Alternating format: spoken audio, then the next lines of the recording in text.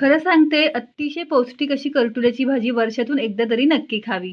मग काय बाजारातून करटुले आणली, अशा प्रकारे कापून मधल्या बिया काढून घ्यायच्या आहेत आणि कापून घ्यायची आहेत.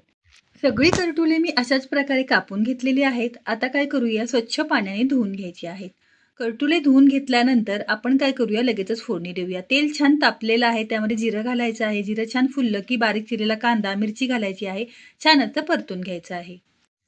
त्यानंतर त्यामध्ये आपण हळद घालूया, चवीपुरतं मीठ घालायचं आहे आणि हिंग घालायचं आहे आणि आपण स्वच्छ धुवून घेतलेली करटुली आहेत, ती सुद्धा घालूया. 2 मिनिटं तेलावर छान अशी परतून घ्यायची आहेत.